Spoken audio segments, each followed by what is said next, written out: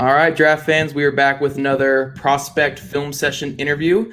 Today we're here with pretty much a guy who's rising up everyone's board lately. I don't know if it's just people didn't get around to his film or what, but Brenden Jaimes out of Nebraska, left tackle there. I think started, it was like 41 games there or something like that, I believe, right? Sure. Yep. Yep. Which I believe is the record for the school, correct? I think I tied the record. Tied. Okay. Yeah. So Okay. So veteran left tackle here, man. How's this whole offseason been for you?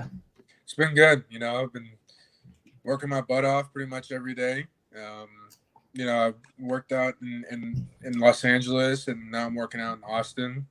Um, we'll continue to work out pretty much up until the draft. So Yeah, yeah. So you've seen guys, at your school and everything go through this process before. Now that you're almost done the process and you're close to the draft, was everything you kind of expected? Was it different? Like how was this like just from that standpoint, like what you expected and such? it's pretty much what I expected. It's definitely been tough. Like this whole process, it's been a little stressful with COVID and trying to get everything done online and things like that. But it's been good. Like I said before, you only get to do this one time, so I'm just trying to enjoy it and make some memories out of it. But other than that, it's going well. I've been enjoying it. Awesome, awesome. And before we get into the film here, I see you have that shirt on right there, so we can talk about that a little bit. Reese's Senior Bowl, you got that big invite down there. It's a huge event for senior players like yourself. Just how was that whole experience for you? It was awesome. I met and talked with so many great guys, and to be able to compete at that level is just a huge blessing, and to consider myself a part of that group is it's an awesome feeling. Yeah, yeah, for sure. And I saw when you were down there, you played a little bit of guard, you played a little bit of tackle. Was that kind of more of you saying, "Hey, I want to try some inside stuff," or was that Jim Nagy and the Senior Bowl guys saying, "Hey, teams want to see you play a little bit inside"? I think that was the coaches saying that they'd like to see me on the inside and see how well I adjust and things like that. So I think it was a little bit of everything, and I try to pride myself on going into really any position and doing a good job. So. How did it feel for you? Did it feel comfortable? Because you played all those snaps at left tackle. It's been a while since you probably played any inside snaps. Like how was that transition for you?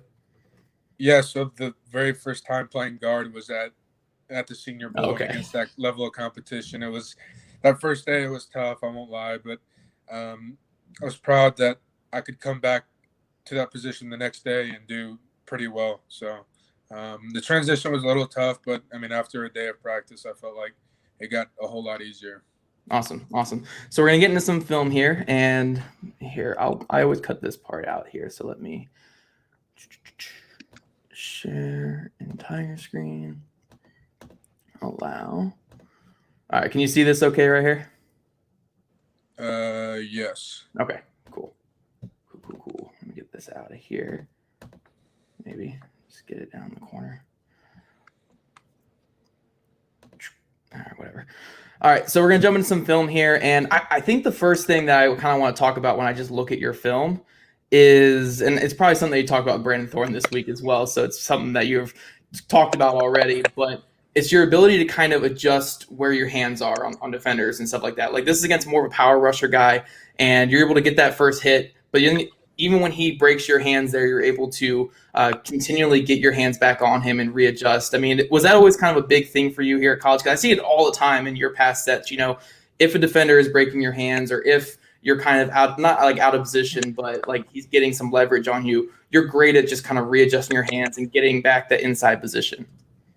Yeah, that's something that our O-line coach did a great job of teaching and having an emphasis on throughout my college career was hand usage, and the that's what the defense is taught, is to use your hands and use their hands against themselves. So to combat their hand usage, I would use some type of hand movement to throw them off. And one of the big things is when you throw a punch, not to lean, because if they catch them, if they catch those hands and you're leaning, then they're going to get right past you. So to be able to have balance, to be able to do that, that's something that I definitely worked hard on, my junior and senior year. Yeah, and I think this is a great example. We're talking about the lean here because you land that first punch. but he's more of a power guy, and you can tell he wants to break those hands, and he knocks your hands off, but you're able to quickly readjust and get inside and stay balanced. Was that something that kind of, something that you kind of really had to develop? Because I'm sure as like a freshman or a sophomore, when you're out there, you want to throw punches and you want to lean into punches and really hit a guy, but kind of being controlled with your point of attack. Yeah, absolutely. I mean, I was thrown into the fire at a very young age, and I really, at that age, I couldn't overpower people, so I had to come up with creative ways to win reps and to not let up pressures or sacks or anything like that. And so over time, it just kind of developed into part of the routine in pass blocking, and eventually, it's just something that I had a heavy emphasis on, as well as my coach having a heavy emphasis on it as well. Yeah. And one thing I really love, and I don't know if it was something that you guys were taught, if it was more of something that you did, but you seem to do a lot of like angle sets and stuff, those kind of quick angle sets, more of like aggressive type sets. Is that something you feel more comfortable in, like angle sets and aggressive sets compared to the vertical set that we all know? Yeah, I mean, I just try to change it up a little bit, especially if, obviously this guy's a pretty good power rusher. So the last thing that I want to do is take a vertical set and let him get his rush started. Maybe instead of a 5-yard head start into his bull rush, I only give him a 1.5 yard, and to stop his momentum as quick as I can, and just slowly play it back all the way to the quarterback. Yeah, I never really asked players about this, but I'm just curious. Do you know the offensive line coach Howard Mudd by any chance? You familiar with his stuff? He sounds familiar. I'm sure if I saw him, I would recognize him. Gotcha. I'll have to send you a link or something to his book, but his thing is actually all angle sets and all aggressive sets. He doesn't do any vertical sets. He hates them, despises them. He thinks that you should attack speed rushers, power rushers, everything with those angle sets and aggressive sets. For you, do you like to attack power rushers with more angle and then vertical sets for speed guys, or do you just kind of mix it up throughout the course of a game? I try to mix it up, but just try to throw them off and make them change their plan mid rush. Just throw them off as much as I can, rather than them having one plan and then them executing it because they know exactly what I'm doing. It's just not the situation that I want to be in. Yeah, certainly. You never want to be predictable in any position in football, but let alone the one where, offensive line is one of those positions where you're kind of going backwards at times, and if you're predictable going backwards, stepping back, vertical, anything like that, that leads to big mistakes, right? Absolutely. Yeah. Yeah. So this next one here, we got you finishing a block here in the run game, which we always talk about finishing when it comes to offensive line play, but you being in the trenches, you someone who has played so many snaps here in college, just how big is it, those body blows, getting guys in the dirt, kind of establishing that, hey, like I can handle you a little bit. How big is that? It's huge. I mean, it's demoralizing, especially if you do it early on in the game, because then you're already in their head, like saying, hey, I got to deal with this guy all game, and it's only the first quarter. So to establish that dominance early is very important. Yeah. And again, I just love your hand usage here where it starts inside, but as the guy's moving, you're able to get your hand across his chest plate here and just drive him into the ground. Again, just working those hands. How big is that in the run game now compared to the pass game? It's just as important. Obviously I get outside leverage on him right here. So instead of staying lateral, I change my hand movements and try to get the high leg on him and work vertical, so I can give the running back more of a lane to more room basically to run. Yeah, just trying to seal that outside there. Even when the play is getting past you, you want to continue that block, and like I just said, those body blows and stuff like that. And I feel like analytics is kind of taking that aspect away. Like analytics doesn't understand how big body blows are throughout the course of a game. But I mean, I'm sure you can attest to it that, like, if you're getting knocked on your ass all game like this, even when you're away from the play, it's gonna leave something in the back of your mind, like, hey, is it even worth it at this point? Yeah, 100%. I agree with you. Yeah, I love it. I just love seeing plays like this, and I also love the little shot you do after the play here. Were you ever kind of like a trash talker type guy in college? In our offense, it was hard to do that because we were up tempo offense. So Oh, okay. it was tough because we were just trying to catch our breath. Like after this play, like we had to get lined up real quick because it was a pretty good gain. So our coach was gonna run another tempo play. So it was hard, but sometimes I would. How big was conditioning for you, being an offensive lineman in this system? Because yeah, like you said, the up tempo, and I swear, like on these all 22 games I have of you guys, they're like an hour and a half long. You guys are just going and going and going. I mean, how big was the conditioning aspect for you? It was a big part of the game. That was something that, as an offensive line, that we try to take pride in, was being in better shape and better condition than the guys lined up across from us, because we knew that, if their hands were on their hips or knees, we were going to be standing tall and getting ready to run the next play. So it was a big part of our game. Yeah, yeah. And then this one here, we got you just perfect technique against the spin move here. Just it makes it look so easy the way that you handle this spin. But for you, when you see that defender at least kind of showing that he's going to do a spin move, how do you like to attack it as an offensive tackle? Staying inside out, staying up on his upfield shoulder. And, this rep, I think my coach probably would have given me a minus because of how much I turned my hips and my shoulders out to him. Mm-hmm. So, I mean, the defender read it 100% correctly because my shoulders were turned out. So if I can avoid that, then it would be an even better rep. Yeah. Yeah. But you do keep a good base here. You keep your quarterback clean, which is obviously the biggest part there. But you said a big minus there with your coaches. I mean, I don't want to call them strict graders, but our offensive line coaches, even little things like this where you get the win and a rep, they're going to get on you for stuff like that. Yeah, I mean, absolutely. I mean, especially if I have aspirations of playing at the next level. I mean, every rep is about the details because everybody is good, everybody's fast, everybody's strong. So at the end of the day, it comes down to details like that. So, grateful for how he grades, because it definitely opened my eyes to all the things that I could do better and get better at. Awesome. And then this guy's more of a speed rusher going against. He's out there standing up in that wide nine, and he's coming downhill at you. We talked about power rush with the last guy. How do you kind of like to attack speed rushers though on the outside? Speed rushers, I like to be patient. Especially if they want to do like an arm over or like swim.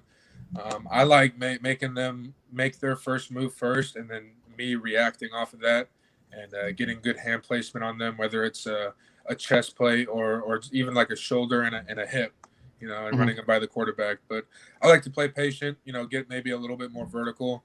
And then, like I said before, just kind of change it up every once in a while. Maybe go out and attack him, make him think that I'm coming at him, so that he doesn't just tee off on me every play.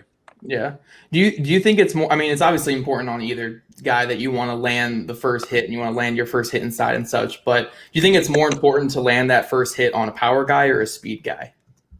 I would say power, mostly because you got to stop that momentum from bullying you back all the way to the quarterback. And if you have a good strike and stun him quickly, then you can readjust your hands and sit your hips down and sink into that and ultimately stop him.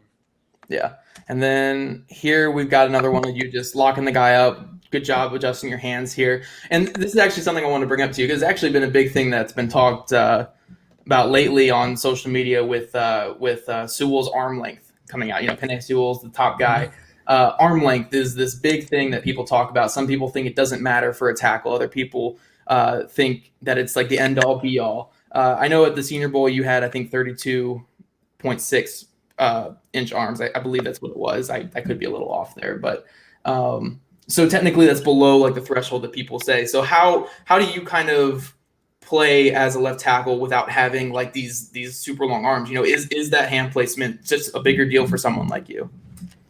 Yeah, I mean, it's definitely a big thing in football and for individuals to have. But, at the end of the day, it's about what you put on tape. And in my mind, I wasn't going to let anybody outwork me. Yeah. Especially, in pass pro on a big down or every down, really. And so that's my mindset. No matter if he outweighs me by 30 pounds or he's got longer arms than me, I'm going to do my best to find a way to win. And that's just my mindset, and that should be everybody else's mindset as well. Yeah, I was gonna say, what's kind of your overall thought on that whole, like, where do you kind of lean? Like, yeah, arm length is important, but at the end of the day, just getting your job done.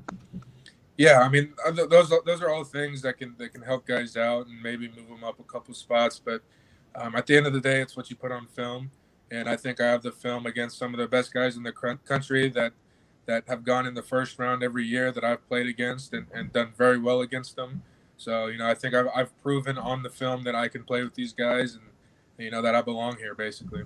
Yeah, like playing in the Big Ten. I mean, starting so many games that you did. I mean, guys just off the top of my head that you played against, like AJ Epinesa, Chase Young, Jason Owe, and Shaka Tony. Just so many good pass rushers. Do you think that you're kind of, obviously you're not prepared completely for what's going to happen in the NFL because all those guys are studs, but do you feel like you're kind of battle tested here going to the next level? I think so. I mean, like I said, I mean, I've played the best of the best, and I've done well against them. And obviously, at that next level, they're all going to be like that, and even better than that. So, as their game raises, I got to raise my game and work just as hard, if not harder, than I have before. And like I said before, at the end of the day, it's about what you put on film, and I think I have the film. Awesome. Awesome. And then this one is just, I think, one of your best reps from this past year. So I had to include it. I know you and Brandon probably talked about this one, but just a great rep all around. But I like the first part where you start, which was swatting the arms down. I know it's a move called like the snatch and trap is something that you like to do a lot on film. Was that something that you just kind of noticed through playing, like, hey, I can swat guys' arms down, use their long arm against them? Or were you kind of studying NFL guys and were like, okay, I see guys like Terran Armstead and guys like that doing this move. Let me see if I can get that in my game. A little bit of both. I'm one who likes to study film, and I noticed that with these guys, I mean, they had two defensive ends that were like 6'6", 6'7", and they had really long arms, longer arms than I did. So, I had to adjust to that, and I couldn't maybe defend the bull rush as well as I would have liked to. So I had to, get creative with it, and I saw that down on the goal line, if they were being attacked, that they were going to try to get the first punch. So I was going to counter that by swiping their hands down, and if they didn't fall, then basically react and play off their movement. Yeah, yeah. And then we got the famous thing here called punish jumpers, which the guy jumps and you put him on his back. I mean, just again, is it kind of, I don't want to say is it disrespectful, but is it a little disrespectful when a guy tries to jump when you're right there? Like, you got to let him know, right? Absolutely, and if you do it enough times, hopefully they'll stop doing it because, um, you know, jumping as high as you can and then landing on your back is not very fun. And like I said, those body blows they start to add up. So hopefully the next time they think about jumping, then they think about getting put on the ground. Love it, love it. So here, let me get back to the screen here. All right, awesome, man. Yeah, I just love watching offensive line film with guys because, like, I want to say I understand the position, but it's just so much more to it once you actually get down in the trenches there. Like, there's so many nuances to it, and I don't. And with the rise of fantasy football, I think that everyone loves the matchup between receivers and defensive backs, but it's very similar to offensive linemen and defensive linemen. You have to be patient. You have to do so many different things up there that people just don't get. Yeah, I mean, if it's hard to a normal person who hasn't played the position or hasn't coached it to understand offensive line play, and that's why you got to have thick skin to play this position because not everybody's going to understand the things that you do or the things that happen, and a lot of blame gets blamed on us, and it's just something that comes a part of with the job, and I really wouldn't want it any other way. I definitely want the pressure to be on us because you got to take pride as an offensive lineman to being the most cohesive group and being the group that has to gel the most together to perform. So wouldn't want to have it any other way. Yeah, yeah, for sure, man. I remember I played as a little kid, and it was like go home every day saying you hate it because, like, no, you don't get a game ball if you're an offensive lineman. It's the worst. Well, luckily, I've never been the type to be flashy or anything like that. I like being behind the spotlight and being the real reason why plays work and things like that. It's just something that I take great pride in. Awesome. So a couple more things I want to ask you here before we end this off is, we've seen the rise of importance these last couple of years in swing offensive linemen who can play, you can be a backup offensive tackle, but you can also play guard. You can also play center. Like anytime that there is any kind of injury, you can fill in anywhere on the line. You did some guard work at the Senior Bowl. If that's your opening role to start in the NFL, like be that kind of backup swing guy, like how would that role kind of suit you? I think it would really well. I've always been one to do things for the team, and being an offensive lineman, I consider myself pretty selfless. And that's something that's one of my goals as a rookie is to be able to know the positions and know them well, so that when my name is called, I can go in at any position and do my job to the best of my ability and hopefully do it well. But that's one of my goals heading into my rookie season, along with being able to play and start and show that I belong. Awesome, man. Awesome. How ready are you for this draft, man? Are you just counting down the days at this point? I'm pumped, man. I mean, it's already been a dream come true, and everything else is just bonus. And I'm just so excited to finally be living out my dream. I've worked countless amount of years and days and hours that I've put in the weight room and on the football field, and lost a lot of friends doing what I'm doing right now, but I've also gained a lot of good ones. So wouldn't have it any other way. Awesome.